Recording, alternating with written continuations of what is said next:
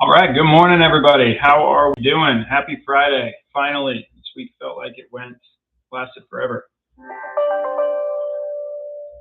Give it a second to see, give some people a chance to get signed in and logged on.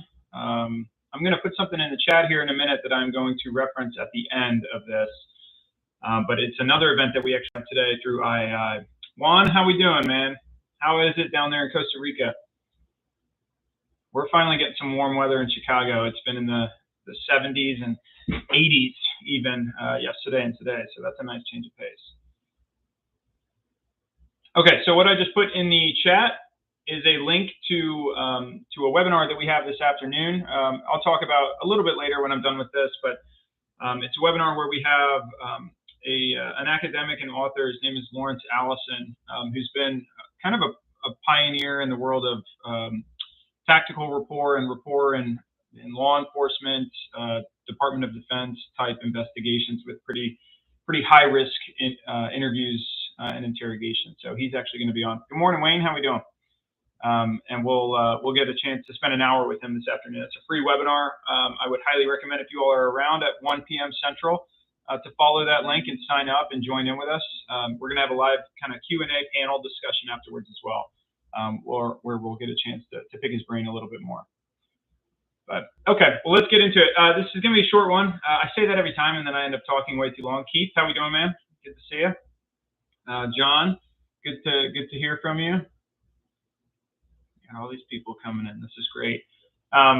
Okay, so this morning, again, like I said, pretty short, but the conversation is around this idea of being really being flexible and being adaptable in the way that we prepare for an interview, and then how do we actually carry out the interview. So the tactical side of things, what are some of the components and things that we need to consider for different types of conversations depending on the goal.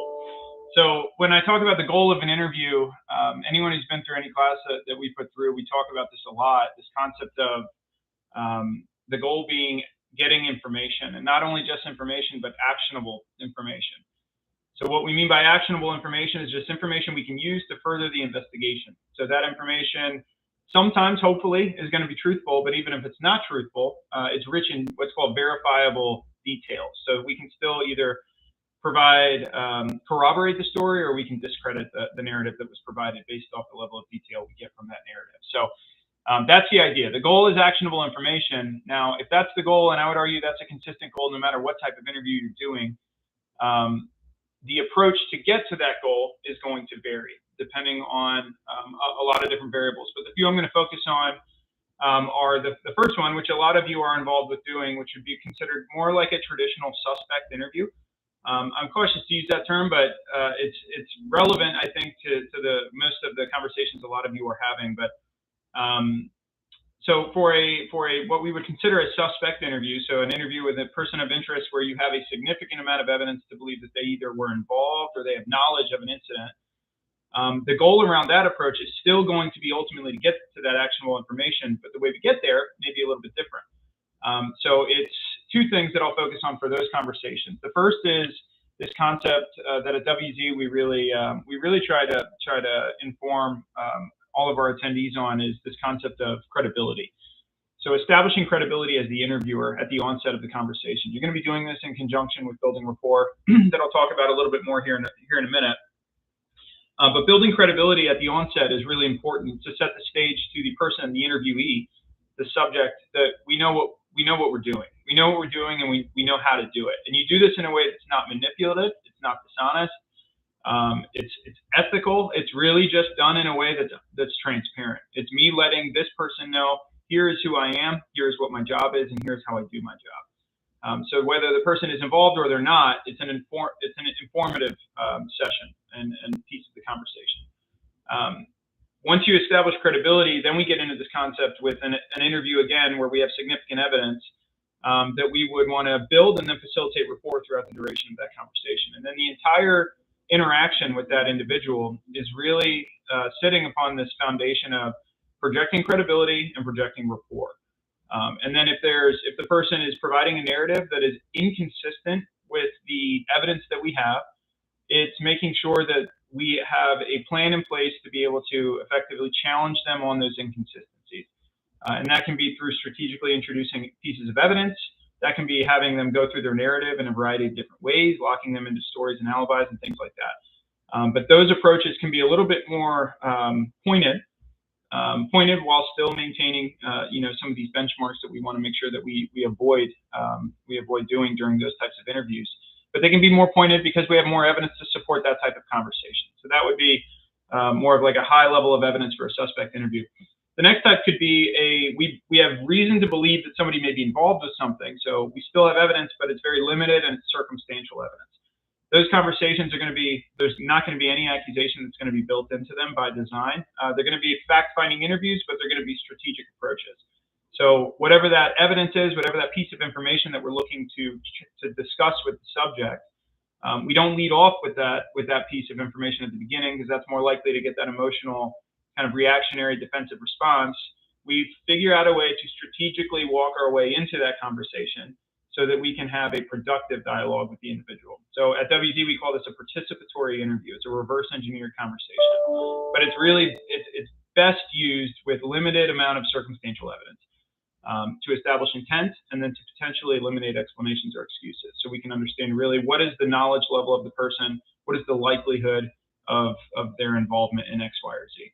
So those would be with individuals that are considered people of interest, right? We have reason to believe that they are involved or they have knowledge of an incident, X, Y, or Z. The other type of conversations, and the bigger batch arguably, are all the other people, all the other conversations that we find ourselves having. So it's the fact-finding interviews. It's the situations where we're going and we're really just gathering intelligence. These are the times where we talk about this often, of this concept of like, there's not a one-size-fits-all approach for any conversation, which is so true. We need to be adaptable. We need to have strategy and be prepared going into every interview, whether it's fact-finding or a subject interview. But with the fact-finding interviews, these are the ones that we tend to prepare the least for, unfortunately. And the reason for that is we don't realize that there's as much writing on them. But some things to consider for fact-finding interviews are making sure this concept of rapport, and you're going to hear this with all of these because that's the lifeblood of any interview. It is the connective tissue to make sure that we're able to have a successful interaction. But making sure that we plan to how are we going to establish, build, and maintain rapport with this individual in a field fact-finding interview. Anticipate questions that we may get from this person, and then we also plan in advance the questions we're going to ask. And the questions we're going to ask should not be these rapid-fire, close-ended compound questions. It should be well thought out, open-ended questions that are going to elicit the most amount of free narrative from the individual. So asking a good question is great, and then making sure that we're cognizant of how are we being received when we're listening. So encouraging those active listening techniques during these interviews, effective shorthand note-taking strategies, and things like that, so we can accurately document what's being said and stay organized in the conversation. Those are going to be really effective ways to get to that information that we're looking for. And then the last batch I'm going to just quickly touch on here is this concept of talking to people who would be considered vulnerable subjects. So this can be juveniles, this can be people who have been through some type of traumatic incident, this can be people with a diminished cognitive capacity. There's a lot of different people that would fall under this umbrella, but it requires an informed approach. And when I say informed approach, understanding how vulnerable subjects receive the information that we're going to be putting on the table and how that reception is different than someone who would not be considered in that category.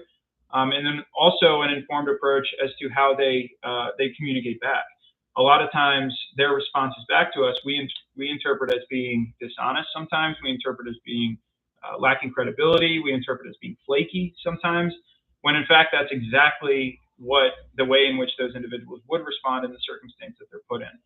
So it's having that just informed awareness as to how does somebody like this handle themselves in this type of situation, so that I can tailor my approach to put them in a position where they feel comfortable, where they fully understand, and we can collect on the most amount of information possible, right? So that universal goal of actionable information, there's just a lot of different ways and approaches to get there.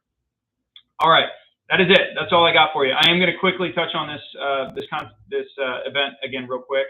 I put it in the chat, so highly recommend everyone click on this link, sign up if you're free at 1 p.m. Central today. I'm going to be interviewing Lawrence Allison. Lawrence is an academic out of the UK. He is a pioneer in the world of rapport and investigative interviewing, rapport strategies and tactics in investigative interviewing. He actually is one of the lead researchers on the Orbit study, which we'll talk about this afternoon, but that has been influential in a lot of our new content on the WZ side of the house as well. So we're going to get a chance to actually talk with him firsthand, and then everyone on the call, we're going to do a Q&A that I'll moderate at the end of it. So we can field questions, and he'll be able to interact directly with us, which it should be awesome. Good way to end the week. So, all right, well, it's good seeing everybody. I realize I have my coffee and I haven't even touched it. So cheers to Friday, cheers to the weekend, and we'll see you around. Take care.